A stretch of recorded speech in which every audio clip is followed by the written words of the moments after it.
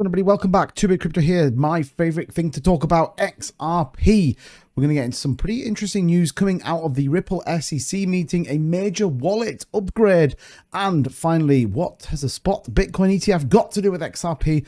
We'll have that in this video. So if you're bullish on XRP, you want to see more content like this, you know what to do, smash that like button. That's how I know you enjoy this content and makes me want to make more. And if you're new to the channel, please consider subscribing. We bring you the latest and greatest in cryptocurrency, meme coins, and everything else. With that being said, let's take a look at the overall market. We've just tipped into a new day here in the UK. It feels like we always say that on my videos. 37,672, the price of Bitcoin, but that might be about to head on to 40k. We'll have a look at that in just a minute. But XRP just under the $1 billion in volume, so our volume down about 2%, and the price around 60.49, just marginally down on the day as well. And I think the reason we see this with XRP is a lot of people are eagerly anticipating a potential settlement or not from the SEC and Ripple. So what does that all got to do with it? Well, we do know that they have been having meetings, and certainly there was a behind closed doors meetings all around this settlement and what is going to happen. Now, obviously, a lot of people are speculating. We know the SEC demanded 770 million,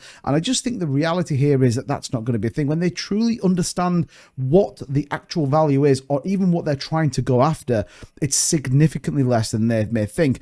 There's the ongoing effort to resolve the 3-year legal battle over the classification of XRP as a security. The United States District Court for the Southern District of New York has ordered Ripple Labs and the SEC to engage in settlement discussions. As part of these discussions, a closed-door meeting was scheduled for today. The meeting under the Sunshine Act will focus on various aspects of the potential settlement, including institution and settlement administrative proceedings, injunctive actions, litigation claims, and matters related to the examinations and enforcement proceedings. Ultimately, will boil down to how much is Ripple prepared to pay and how much is the SEC going to accept. We do know, obviously, the Binance $4.34 billion court case, fine that came in. So we'll see how this all plays out. Here they come with the key dates, though, that we've talked about. Both parties expected to conclude remedies related discovery by Feb 12th. The SEC expected to file its brief regarding remedies by March 13th, and Ripple has until April 12th to oppose the SEC's filing. So there are 3 key dates that we do need to look at. It says here the settlement discussion may not necessarily result in a definitive resolution, and ultimately I think that's in a world where if the SEC's part to Ripple isn't suffice or isn't in line with what Ripple want, I don't think they go ahead with it. They've already got 3 of the court cases done, 3 victories, and I think a lot of the settlement sits with XRP right now. And it says a prolonged legal battle between Ripple Labs and the SEC indicates a need for clearer guidelines in the crypto sector, and I think everybody can agree on that.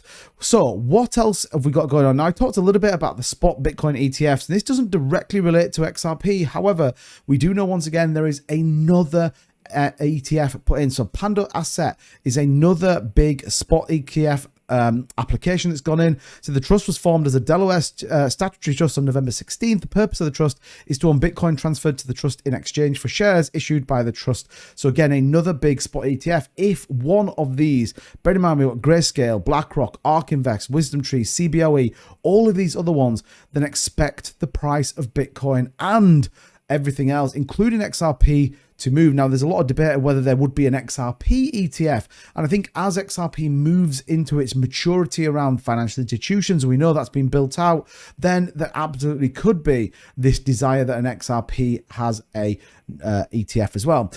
We also see this, and I wanted to talk a little bit about this and why this is important. So the XRP wallet Zoom adds a new on-ramp available now in 150 countries, and the reality here is this infrastructure, this global infrastructure, peer-to-peer and ultimately borderless payments is where we get to with XRP. That's what they're trying to build out. So you think about the last few days and weeks we've talked about it, we've updated you on these videos where we have HSBC being partnered with one of the companies that Ripple owns. We also therefore see upgrades to the XRPL. We see other financial institutions come on board with XRPL. We know CBDCs have been worked out, estate agents and other things. All of this global e-commerce coming onto the XRPL to really make a difference. And once again, an on-ramp to allow 150 other countries to get into XRP using that wallet sum. And I think is, again, a very important point. So when we talk about price, this is why a lot of people ultimately therefore see XRP potentially having a big move. And we could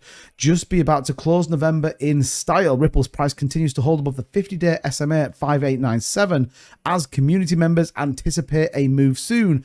We are looking though for the break above 6873. We've talked about that line for a number of times actually. And the main narrative is ultimately what comes out of this SEC's meeting. Now, as of the point in me recording this video, nothing has come out yet. But again, it is one note. If it comes out and Ripple have settled and it's in any way not 770 million, or there isn't any other bits that look into any litigation, then expect the price of Ripple to absolutely explode. That's my opinion. Where are we at in terms of price though? Just to give us a view, well, we are just hovering above that 50-day EMA, down about 0.41 on the day. Here we are. I'm looking to maybe retest and bounce off the 50 with a potential push to the upside. The overall market, however, is in slight decline. You can see the shorter time frame EMA coming down. We don't want to see this cross the yellow line. That would definitely indicate a more bearish move, but the slightly higher time frames still on a nice upward trend, which is what we want to see. So again, this kind of longitudinal downward trend we need to keep an eye on, but ultimately a break above could be on the cards if we get the news we want, and ultimately the sentiment around Ripple and XRP. But let me know in the comments down below, what do you think is being the best thing for XRP recently? We've obviously seen some huge developments on the XRPL, as well as partnerships that uphold liquidity partnership being massive. And I will always see you guys in the next one. Don't forget to subscribe on your way out. I'll see you soon. Bye-bye.